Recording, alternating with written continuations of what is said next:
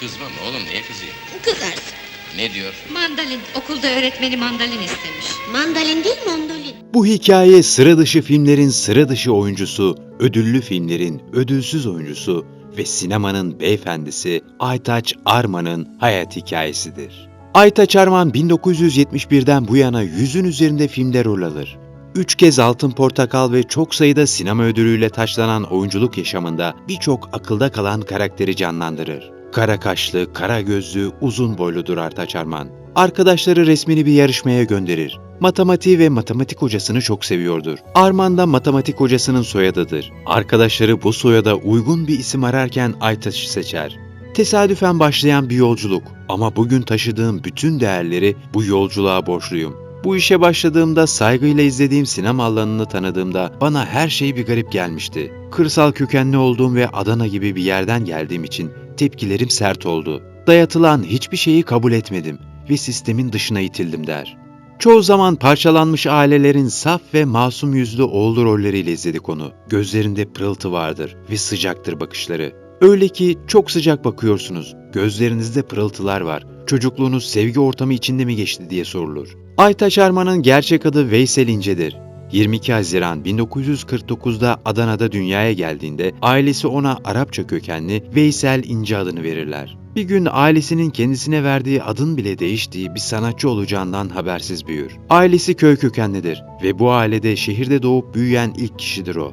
Bir çocuk olarak kazanacaklarının farkında bile değildir. Okul hayatı 1. İnönü İlkokulu'nda başlar. Yıllar sonra bir röportajında bu dönemi şöyle tanımlayacaktır. İlkokul sonrasında teknik okullarda okudum. Yapılanmamın temelinde geometri, matematik, giderek logaritmik, trigonometrik değerler ve dengeler var. Sonra Adana Erkek Sanat Okulu'na, ardından da Adana Erkek Lisesi'ne gider. Ancak bu okula uyum sağlayamaz. Sanat okulunun lise kısmını Erkek Sanat Enstitüsü'nü bitirir. Mezuniyetinin ardından üniversite eğitimi için İstanbul Yıldız Teknik Üniversitesi'nde elektrik mühendisliği bölümünü kazanır.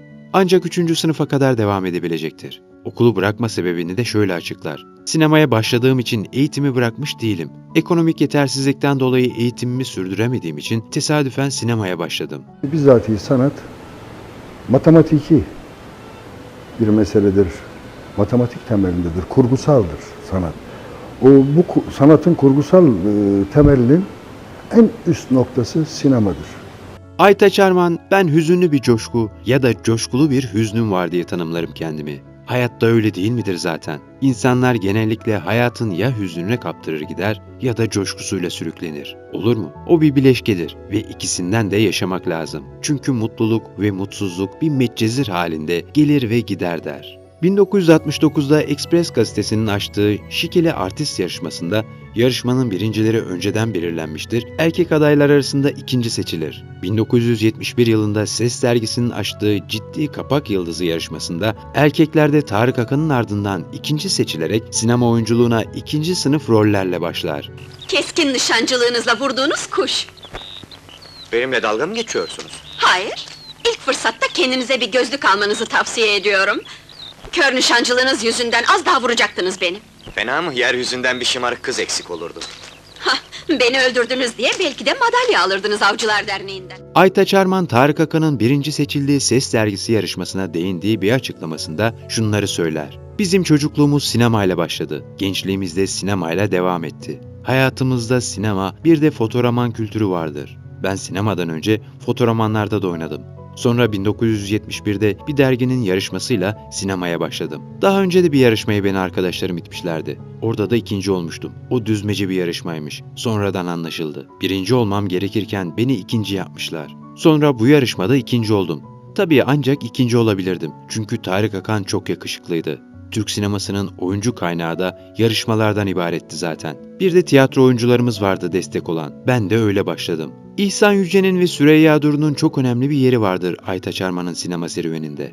İhsan Yüce, Hayat Cehennemi Hiç adında bir film çeker. Aytaç Arman bu filmde küçük bir rolde oynar. Yetersiz koşullarda çekilen bir filmdir. Aytaç Arman bu filmi hiç görmemiştir. İhsan Yüce'nin yönlendirmesiyle hemşerisi Yılmaz Güney'in Baba filminde oynayarak dikkat çeker. Yıllar sonra Yılmaz Güney hakkında vermiş olduğu bir röportajda o bu toprakların bereketidir, Türk sinemasına ivme kazandıran kişidir demiştir. Aytaç Arman benim ilk filmim olarak Baba filmi bilinir. Yılmaz Güney'in oğlunu oynadım. Finalde babasını öldüren bir oldu. Ondan sonra da yıllarca sistemin dışına itildiğim için 2. 3. sınıf yapımlarda Mahallenin Namusu, Garibin Hakkı gibi rollerde dram, avantür filmlerde oynadım. Yılmaz Güney ilk tanıştığımızda bana Aytaç ne bulursan oyna, asıl olan kameradır, kamerayla olan meseleni çöz demişti. Sistem dışına itildiğim dönemde çok filmde oynadım ve kamerayla daha çok karşı karşıya kaldım. Objektifle olan meselemi ve mesafemi, onun özelliklerini ve kendi özelliklerimi o pratik içinde çözümleyerek geldim. Bunun bana müthiş artıları oldu der. Bu filmden itibaren bir süre parçalanmış ailelerin saf ve masum yüzlü oğlu rollerini üstlenir. Türkan Şoray'la oynama şansı yakaladığı Vukuat Var filmi kariyeri için bir dönüm noktası olur. 1974'ün Ocak ayında Kelebek Gazetesi'nin okurlar arasında düzenlediği Altın Kelebek Sanat Yarışması'nda Gülşen Bebikoğlu'yla birlikte yılın genç sinema sanatçıları ödülünü kazanır. Daha sonra Süreyya Duru'yla tanışır. Bu tanışmayı yine İhsan Yüce sağlamıştır. 1974 yılında Süreyya Duru'nun Bedrana filminde başrol oynar. İlk ciddi sorumluluğum Duru'nun Bedrana filmidir der. Aytaç Arman bu filmin süreciyle ilgili o filmde Süreyya Duru hem yapımcı hem yönetmendi. Aslında Yılmaz Güney ile Türkan Şoray'ı bir araya getirmek istiyorlardı o dönem. Bu filmde olur mu diye düşündüler ama nedense olmadı. Sonra genç kadrolara karar verdiler. Yeni isimler olsun dediler ve Perihan'la ben oynadım.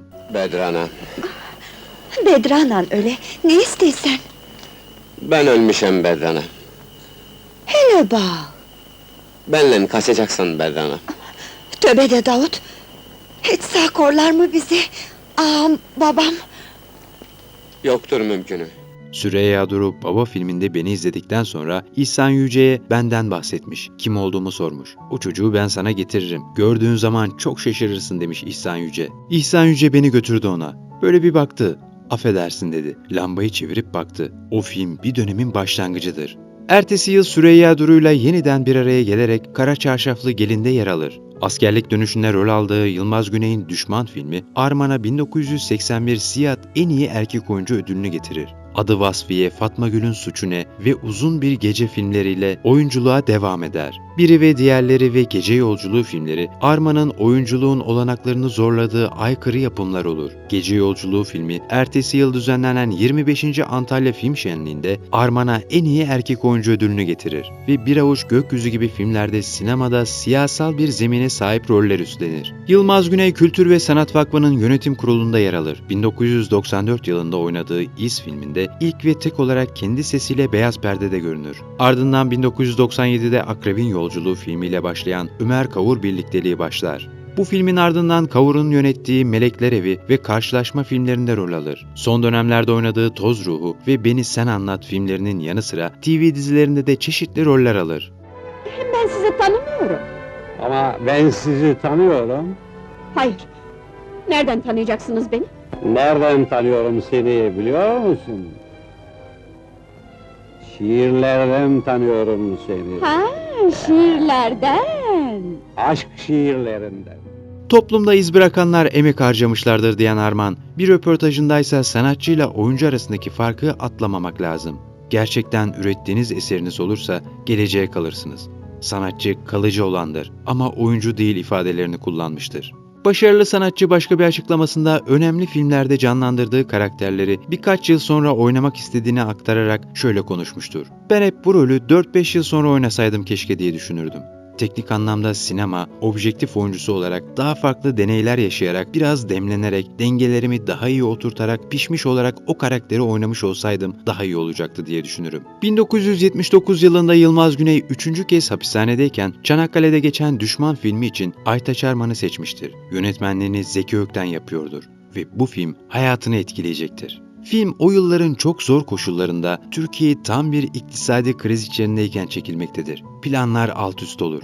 Filmin Ekim başlarında başlaması gerekirken Aralık ayına kadar çekimler ertelenir. Ama senaryoda Ekim olduğu için Aralık ayında Ekim ayındaki gibi giyinerek uzun çekimlere katlanır. Zaman içinde vücuduna sirayet edecek hastalığa yakalanır. Akciğerinden tedavi olması gerekir. Düşman filmi sonrasında Yılmaz Güney ve Zeki Ökten'in arası açılır. Ökten, Yılmaz Güney'in eleştirilerini kabul etmez. Yapıcı önerilerini de yerine getirmez. Film ancak yurt dışında Yılmaz Güney'in istediği şekilde İsviçre'de yeniden kurgulanabilir. Türkiye'de gişesi de çok başarılı olmaz. Bu projenin ardındansa Yol filmi gelir. Yılmaz Güney Yol'un senaryosuyla uğraşırken ve çekimler için hapishanede içi içini yiyerek her gün gelen haberlere yoğunlaşmışken Erden Kral'ın yaptıklarını durdurmaya karar verir.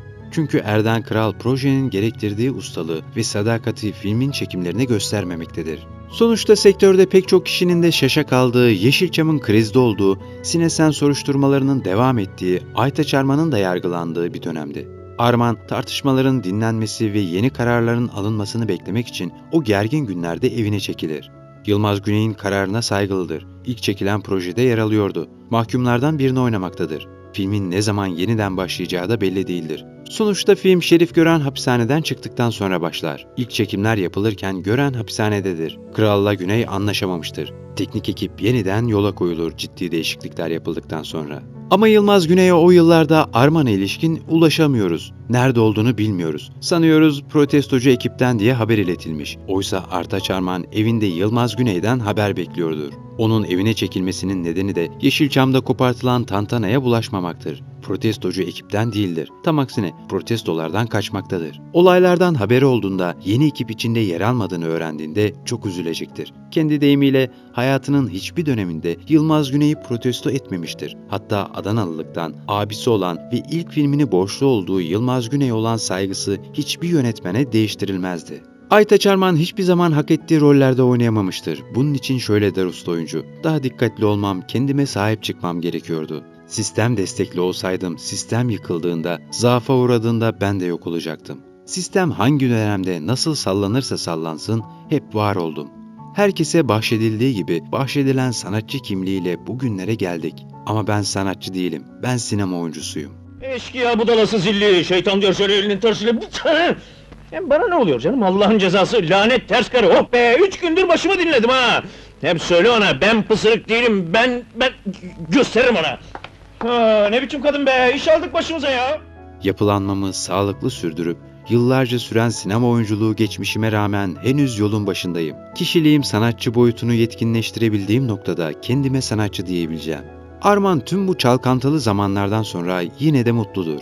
Şu ana kadar sürdürdüğüm yolculuktan hoşnutum. Hayat size bir şeyler dayatıyor ve siz onu göğüsleyebiliyorsanız sonuçta hayat onun bedelini size ödüyor, karşılığını alıyorsunuz der. Arman 26 Şubat 2019'da kanser tedavisi gördüğü İstanbul'da aramızdan ayrılır. 28 Şubat 2019'da Atlas Sineması'nda anma töreni düzenlenir. Ardından memleketi Adana'da düzenlenen cenaze törenine mütakip Kabasakal mezarlığına defnedilir. Oyuncu Edison vefatının ardından Arman'ın çok efendi bir insan olduğunu belirterek çok takdir ettiğim birisiydi. Ben 1963'te Ajda Pekkan'la birlikte Ses Mecmuası'nın yarışmasında seçilmiştim. 1971'de Aytaç Bey'in katıldığı yarışmada ben de jüri üyesiydim. Tarık Akan'la ikisi göz doldurmuştu. İkisi de çok güzel rollerde oynadı. Ama hayat işte, sürpriz yapıyor. Çok üzüldüm. Allah rahmet eylesin demişti. Hülya Koçyiğit de Armağan'ın çok değerli biri olduğu vurgusunu yaparak şunları söyler. Çok beyefendi bir kişiliği vardı. Sakin, mütevazı bir insandı. Ailesiyle gayet düzgün bir yaşamı vardı. Hep seçici oldu. Hep iyi filmlerde oynamak istedi. Biz sadece bir filmde rol alabildik. Kurtuluş Savaşı ile alakalı güzel bir filmdi. O yüzden hafızamda çok güzel yer edinmiştir. Hasta olduğunu biliyordum. Eşiyle telefonlaşıyorduk. Doktorlar ziyarete olumlu bakmadığı için haberini telefon aracılığıyla alabiliyorduk. Çok ağır bir kanserdi. Hepimiz, bütün sevenleri Türk sineması için büyük bir kayıp. Allah cennetini nasip etsin der. Sinemanın kara kaşlı, kara gözlü, sıcacık bakışlarıyla beyefendi bir adam geçti aramızdan. Kendisini saygı ve rahmetle anıyoruz. Bir videonun daha sonuna geldik. Diğer videolarımızdan haberdar olmak için kanalımıza abone olmayı ve bildirim zilini açmayı unutmayın. Sağlıkla kalın.